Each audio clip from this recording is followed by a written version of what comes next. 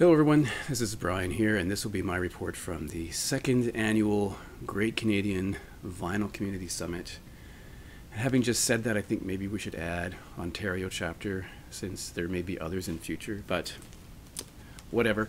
Like last year, I met up with Rob from Northern Revolutions and Chris from Stylist Meets Vinyl, and in both years, we were hoping that some other local VC members would join us, but that hasn't happened yet, so maybe in the third annual summit we will get some other people to join us, which would be really fun. So we went to 3 shops like we did last year, but only one was the same as last year. The other 2 were different from last year. And Rob has already posted his video. I'm sure Chris will do one too. So yeah, here we go. Just talk about the stores we went to and what we got. I was kind of curious also to look at the RSD leftovers, but I'll just say right up the front, I didn't find anything in the RSD leftover piles. And there was a lot in some stores. There was, well, the two stores that participated had stuff left over, but nothing I was really interested in. So that is that. So first we went to Rotate This. Now I should say that all these stores are really well known to me because I live in Toronto. One of them is only 2 kilometers from my house. I could walk there if I wanted to.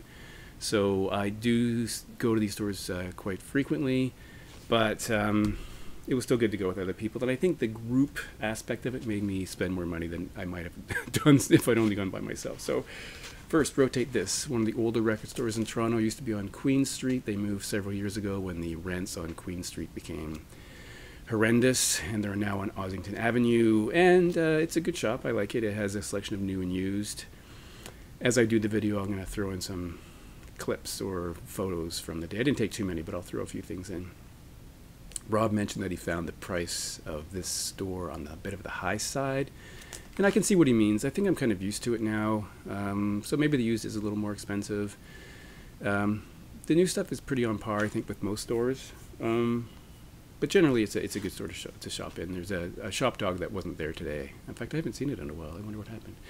As it happens, they opened a few minutes late, unfortunately, but we did get in around 11:08 or 11:09, and I'm going to go over what I got from the day. So let's start with the first thing I saw in Rotate This, and sometimes they have some interesting sales. So for example, at the front of the store there is a sale bin, half it's new product, half of it's used, and the new product is marked down. It's all sealed, and I guess stuff that didn't move, so they got rid of it. And they sometimes have bins on the floor of stuff they're trying to get rid of. So this one was an example of a marked down record.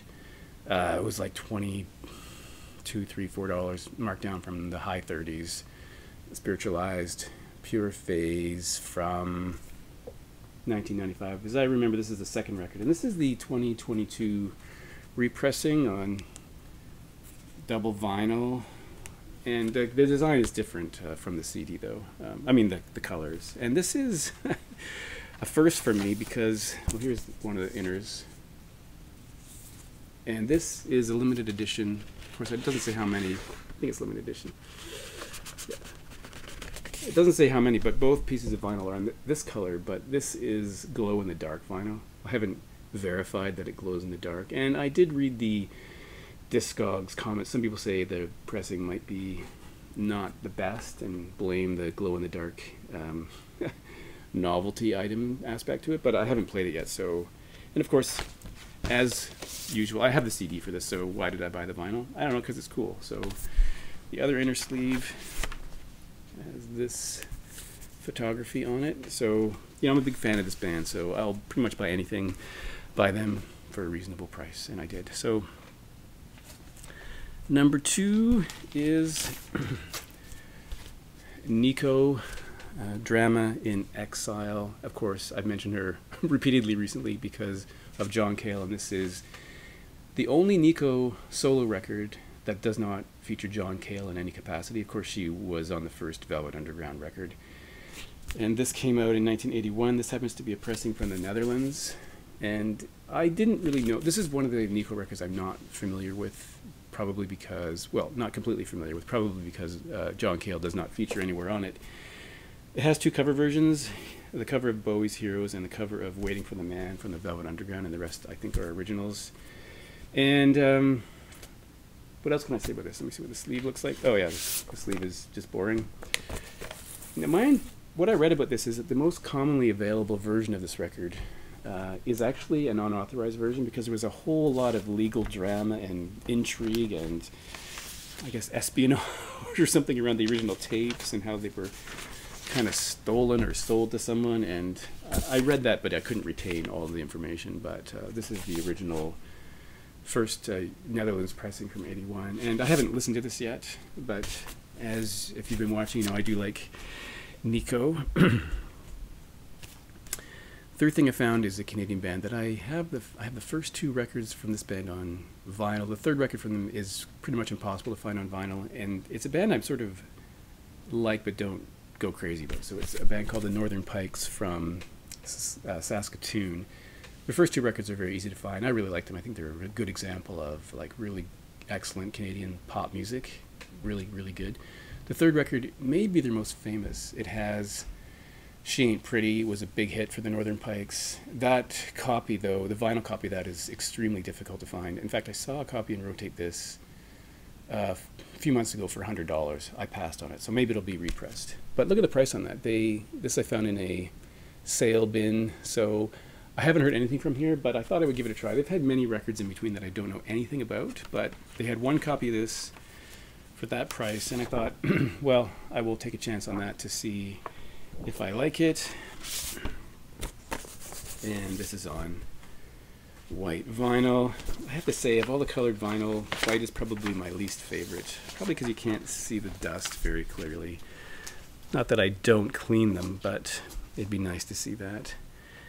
Then I bought a, because I'm a big fan of the Clash, I bought this really weird Clash 12-inch single. It doesn't say Clash anywhere on the front. Mixed Masters. On the spine it says Mixed Masters 12-inch single, Dance Classics. The only way you know what's in here is they have the series listed here, but you don't know which part of the series you're getting. So that's kind of weird. But this has, actually in a polyline sleeve, on side A it has, this is Radio Clash and Radio Clash, and the side is two versions of the Magnificent Seven, Magnificent Dance and Magnificent Seven. Of course, I have the other more famous, this is Radio Clash 12-inch single, but I'd never seen this before, and you know, if I'd see a 12-inch from the Clash I don't have, I'm going to get it. So, and this was really, really cheap, so I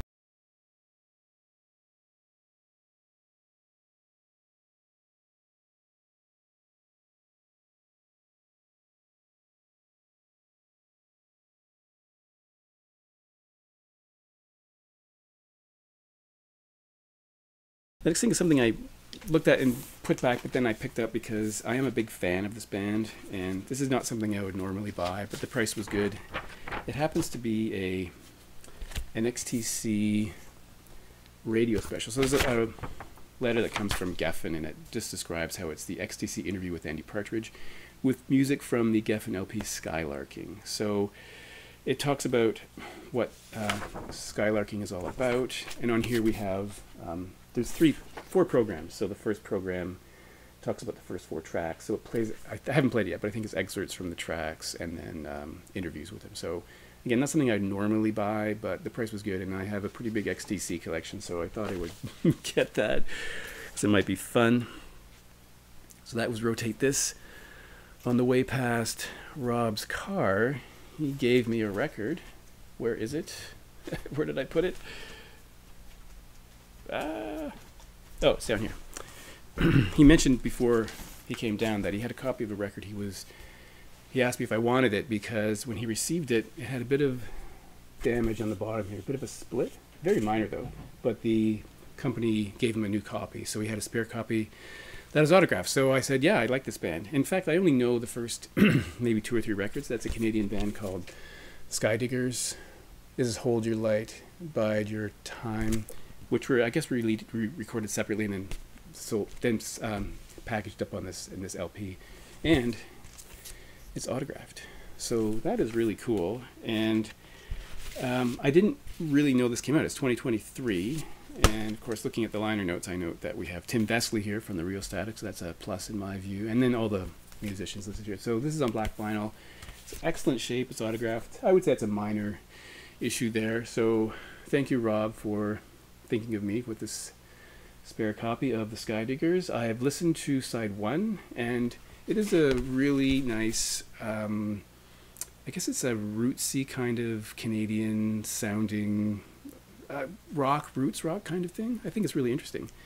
And I think it's great. They've had at least 15 records though, and I have to say I'm out of date with them, so it does prompt me to maybe go back and find out what I missed.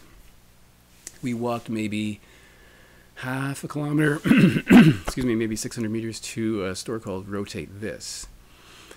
And I did say in advance that Rotate This is a very small shop. And this is the third location that they had. They moved into the old location that was held by my favorite all-time record store in Toronto was called Good Music. They had, excuse me, I'm losing my voice. Good Music had 2 locations. They vacated their first location and in moved a friend of that owner who ran Short Stack Records, and it was in a place called Black Market, and then they had to move out. So they've had 2 subsequent locations. This is by far the smallest. So beforehand, I said to Rob and Chris, like, this is a tiny shop. It is really, really small, but I love it because it doesn't, as far as I know, he has a few things that are used sealed, but he doesn't, I don't think, brings in new inventory at all. So it's all used, but the collection itself is really well curated. And the prices are phenomenal. And my impression is that he gives maybe the highest price for trade-ins. Like, I think he gives you 50% of the value, or something like that. I think it says on their website. But really, really great store. I mentioned to Rob in the comments of his video that sometimes I avoid going there because if I do, I know I'll spend too much money, which seems crazy. But so I only got 2 things there, though. And I could have bought more, but I was like, I knew we were going to another record store, and then. So I did get a copy of Bleach. This is from 2015, the reissue from 2015 from Nirvana. Now, I have the CD, so again, why am I duplicating my collection on vinyl? I was thinking, back in when the CDs came out, I was buying things on CD that I had on vinyl. Now I'm doing the reverse. I don't know why I do that. But I've never had this on vinyl, and I decided to pick it up because the price again was like, oh my God. If you find a record for under $20 that's essentially in perfect shape, I mean, that is just, and I should say, he always, on the labels, have a grading. This one's graded. He tells you the year of the pressing, which I think is really neat, because sometimes you don't know, like, it's a repressing, but what is the grading and the pressing, if he knows it. And many of them have a little sticker that say they're ultrasonically cleaned, which is really cool. This is just on regular black vinyl, but it's in excellent shape, and I'm looking forward to playing that.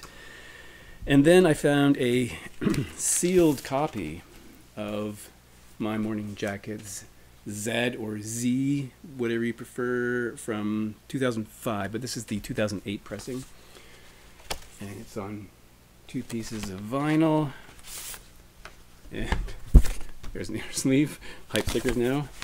Yeah, 2 pieces of vinyl, black vinyl. This is one, I think maybe the only, I'm not going to say only, but one of the few My Morning Jacket's records that I didn't have on any format, and it has a bonus track called Chills, and this one comes with an entire CD of the album, which is something I think people did back in the early 2000s, but then stopped doing in favor of downloads. I think the CD is a better idea. So if you're in Toronto, I recommend this. I recommend Short Stack Records to everyone because you may be underwhelmed when you walk in. You may be a little cramped looking at things. And there's some stuff that's on a lower shelf, but really I think it's a really good place to go to if you're in Toronto. And then I cycled over to Sonic Boom on Spadina in Chinatown, and Rob and Chris drove over, and neither of us came up with a lot there. I think we got one thing. Not that I wouldn't have bought more if I went. Maybe if I went there first, I would have bought more, but I was being a little cautious because I had already spent a little bit of money.